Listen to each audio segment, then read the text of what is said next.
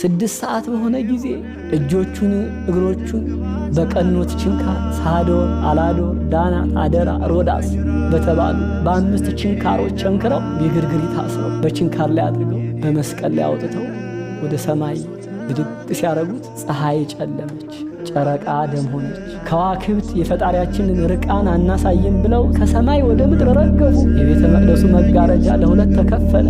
አይባን ተፈተቱ፣ ድንጋዮች ተሰነጣጠቁ፣ መቃብራት ተከፈቱ። ተናወጠች መባረክትም ታዩ፣ ተቆጣ ባህሩ። በሰማይ 3 በምድር 4 ነገሮች ተከናወኑ። የባሕርይ አምላክ መሆኑን የሚያስረዱ አይሁድ ምን ያህል ልባቸው የከፋ ነው! እንዴትስ አይነት ልቦና ነው ያላቸው!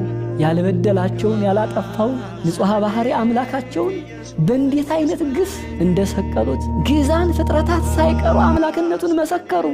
መቃብራት ተከፈቱ። ከ600 ዝቅ ከ500 ከፍ የሚሉ ሙታን ከእግረ መስቀሉ ተነሱ። እስከ 40 ቀን የቆዩ አሉ። ወዳው መስክረው ያረፋሉ የባሕርይ አምላክነቱን። ሐዋርያት ሁሉም ተበትነዋል። ከመከራው ያራቀ ከጎኑ ያልተለየ ከአንድ ተማሪው ከዮሐንስ ወልደ ነጎድጓድ በስተቀር ሁሉም ሐዋርያት ተበትነዋል። እመቤታችንን እንኳን ወደ ቀራንዮ አምጥቶ ልጇን የሚያሳያት አጣች።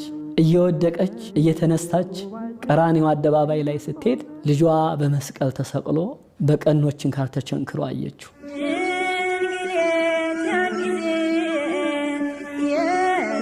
ምድርና ሰማይን የፈጠረው አምላክ በድንግልና ጸንሳ በድንግልና የወለደችው የድንግልና ጡት አጥብታ ያሳደገችው ልጇ ምንም ሳይበድል ቀራንዮ ላይ ተሰቅሎ አገኘችው። እመቤታችን ቀነውኒ እደውየ ወእገርየ እጆቹን እግሮቹን ቸነከሩት የመድኃኔዓለምን። በ9 ሰዓት ወወደዩ ሐሞተ ውስተ መብልዕየ ወአስተይዊኒ ብሕየ ለጽምየ እንዳለ ነቢየ እግዚአብሔር ቅዱስ ዳዊት ተጠማው ሲል ሐሞት ከርቤ ሆምጣጤ ጨምረው በሰፍነግ አድርገው ሰጡት። ከጌታዬ ደመኝነት ጋር አልተባበርም ብሎ ተለይቶ የዋለ ሰው ነበረ። ጌታ ኢየሱስ ክርስቶስ እንዴት ሆነ ብሎ ሲጠይቅ አይሁድ ገረፉት፣ ሰቀሉት፣ በመስቀል ተሰቅሎ ሞተ ብለው ነገሩት። ለንጊኖስ ይባላል፣ አንድ አይና ሰው ነው።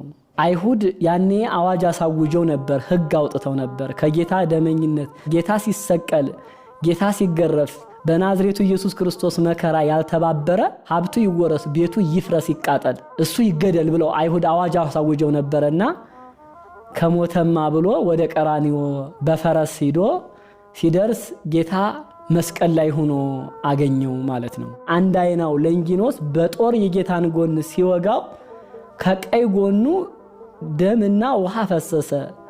ደሙ ለመጠጣችን ውሃው ለጥምቀታችን ማየገቡ እንደ ለፊደል ሆኖ ስለወረደ መላእክት እጆቹ እግሮቹ በተቸነከሩበት ላይ ደም ይፈስስ ስለነበረ በብርሃን ጽዋ ተቀብለው ዓለምን የሚረጯት ነውና ለንጊኖስ ጎኑን ሲወጋው ደሙ ተፈናጥራ አይን የሌለችው ቦታ ላይ ብታርፍበት አይኑ በርቶለታል።